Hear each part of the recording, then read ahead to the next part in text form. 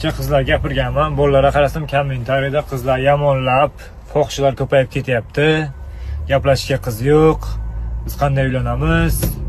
Onasi neymiş o'zi 48 mingtasi bilan gaplashgan, bu yana gaplashmagan qiz yo'qtara. Sen gaplashma, sen o'zing zo'r bo'l, sen peshonang shuna zo'ri kelar, o'zing hayron qolasan. Fohisha. Fohishalar sen ko'paytiribsan, men ko'paytiribman.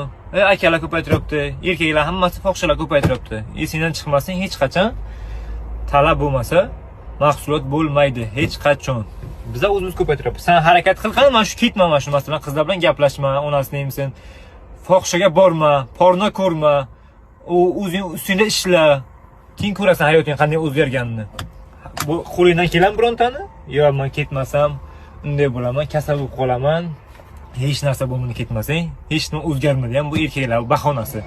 Ko'rganmisiz, shunaqa qizlarni yo'qotish hammasi bizning o'z qo'l bizda.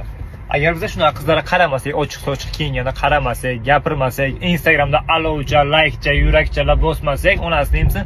Qizlar o'zidan o'zi yo'qolib ketib, o'zidan o'zi ishton ko'ylaga yoki yopiq kiyim hammasi o'tadi. Hammasi adekvatniy qiz bo'ladi. Agar sizlar shunga yarasha ish qilsangiz, qizlar yopishmasdan, kayvota ko'rmagandek bir 500 ming kishiga kirib, kommentariyalarini to'ldirib, zaproslarini to'ldirib, SMSlar yozib, onasi neymisan? Bir astag'firullah, quruq qolgandek, bir ko'rmagandek bular hech qaysi davlatda bunaqa emas, faqat O'zbekistonda shu qiz ko'rmasdan onasi neymisan? Bitta qiz ko'rdan pizdes 500 mingdan kelib yopishar.